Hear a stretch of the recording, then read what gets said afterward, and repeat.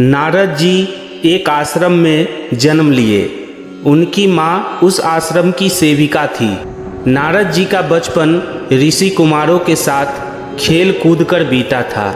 ऋषि महर्षियों के संग ने उनके मन में छुपी हुई आध्यात्मिक जिज्ञासा को जगा दिया और वो भी योग के रास्ते चल पड़े।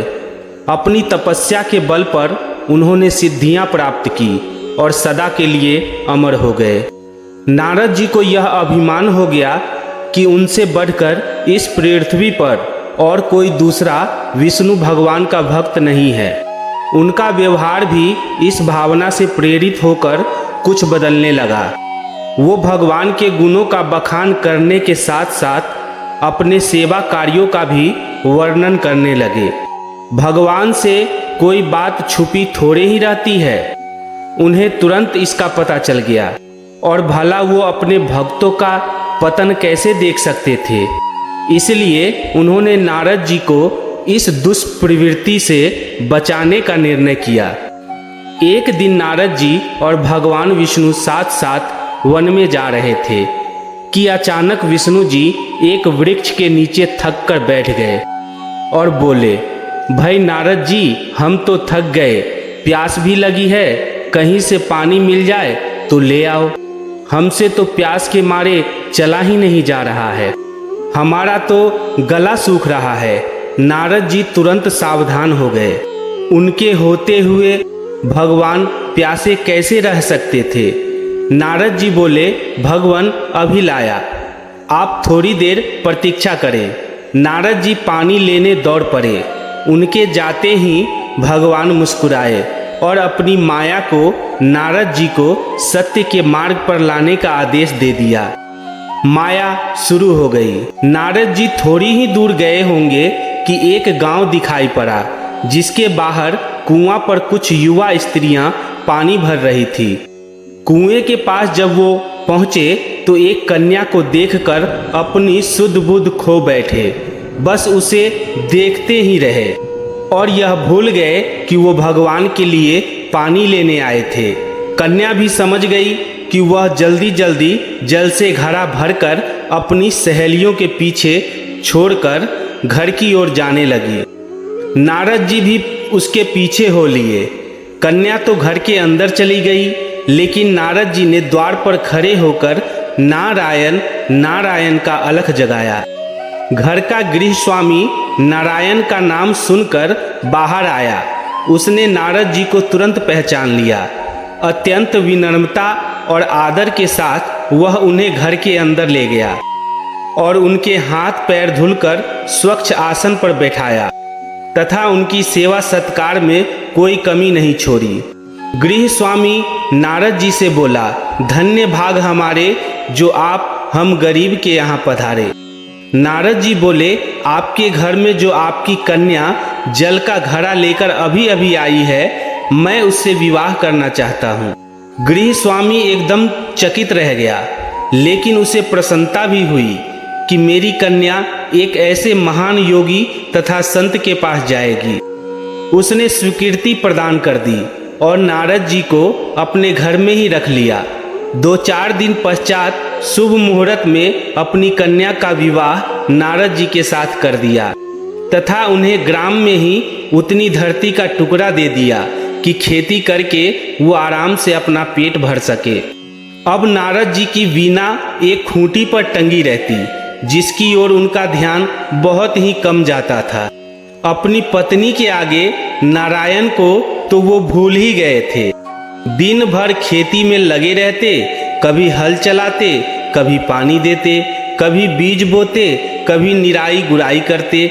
जैसे जैसे पौधे बढ़ते, उनकी प्रसन्नता भी बढ़ती। फसलें हर वर्ष पकती, कटती, अनाज से उनका पूरा घर भर जाता। नारद जी की गृहस्थी भी बढ़ती गई। 3-4 लड़के लड़कियां भी हो गए।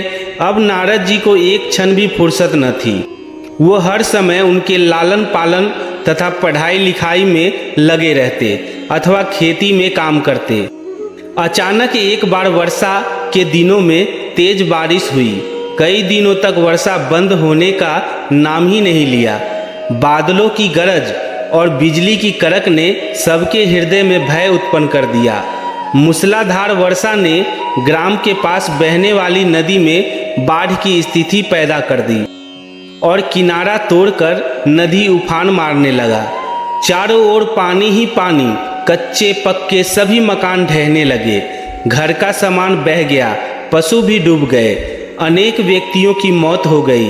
गांव में त्राही त्राही मच गया। नारद जी अब क्या करें? उन्होंने भी घर में जो कीमती थोड़ा बहुत सामान बचा था उसकी गठरी मुठरी बांधी और अपनी पत्नी तथा बच्चों को लेकर पानी में से होते हुए जान बचाने के लिए घर से बाहर निकले। सिर पर गठरी थी, एक हाथ से एक बच्चे को पकड़ा, दूसरे से अपनी स्त्री को संभाले तथा पत्नी भी एक बच्चे को गोद में ली और एक बच्चे का हाथ पकड़ के धीरे धीरे आगे बढ़ने लगी। पानी का बहाव अत्यंत तेज था तथा यह भी पता नहीं चलता था कि कहाँ गड्ढा है और कहाँ टीला। अचानक नारद जी ने ठोकर खाई और गठरी बगल से निकलकर बह गई। नारद जी गठरी कैसे पकड़े? दोनों हाथ तो घिरे थे। सोचा जैसा प्रभु की इच्छा, फिर कमा लेंगे। कुछ दूर जाने पर पत्नी एक गड्ढे में गिर पड़ी और गोद का बच्चा बह गया। पत्नी बहुत रोई, लेकिन क्या हो सकता था? धीरे धीरे और 2 बच्चे भी पानी में बह गए। बहुत कोशिश की उन्हें बचाने की, लेकिन कुछ न हो सका। दोनों पति पत्नी बड़े दुखी, रोते कलपते एक दूसरे को सांत्वना देते आगे कोई ऊंची जगह ढूंढते रहे। आगे चलकर दोनों एक गड्ढे में समा गए। नारद जी तो किसी प्रकार गड्ढे में से निकल आए, लेकिन उनकी पत्नी का पता नहीं चला। बहुत देर तक नारद जी उसे इधर उधर ढूंढ ढूंढ कर परेशान हो गए, लेकिन सब व्यर्थ था। रोते रोते उनका बहुत बुरा हाल था। हृदय पत्नी और बच्चा को याद कर कर के फटा जा रहा था। उनकी तो सारी गृहस्थी ही उजड़ गई थी। बेचारे क्या करे और क्या ना करे, किसे कोसे, अपने भाग्य को या भगवान को। भगवान का ध्यान आते ही नारद जी के मस्तिष्क में प्रकाश फैल गया और पुरानी सभी बातें याद आ गई। वो किस लिए आए थे और कहाँ फंस गए, और सोचने लगे भगवान विष्णु तो उनकी प्रतीक्षा कर रहे होंगे। मैं तो उनके लिए जल लेने आया था और यहाँ गृहस्थी बसाकर बैठ गया। वर्षों बीत गए गृहस्थी को बसाने में और फिर सब नष्ट हो गया। क्या भगवान अब भी मेरी प्रतीक्षा में उसी वृक्ष के नीचे बैठे होंगे? यह सोचते ही बाढ़ नदारद हो गई। गांव भी अंतर ध्यान हो गया। वो तो घने वन में खड़े थे। नारद जी पछताते और शर्माते हुए दौड़े।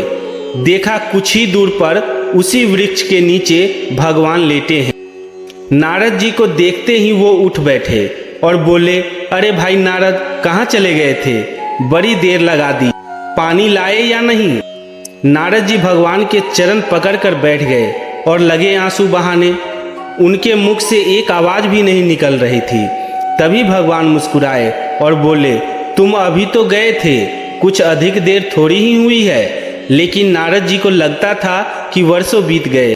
अब उनकी समझ में आया कि सब भगवान की माया थी, जो उनके अभिमान को चूर चूर करने के लिए पैदा हुई थी।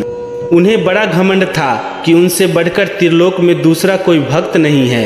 वो पुनः सरलता और विनय के साथ भगवान का गुण गाने लगे। इस कथा से हमें यह शिक्षा मिलती है कि यदि हमारे पास कुछ है, हमने अथक परिश्रम, लगन तथा निष्ठा से कुछ प्राप्त कर लिया है, चाहे वह अपार धन हो, शारीरिक शक्ति हो, भरा पूरा परिवार हो या फिर कोई ऊंची योग्यता, पद या यश हो, तो उस पर घमंड क्यों करना?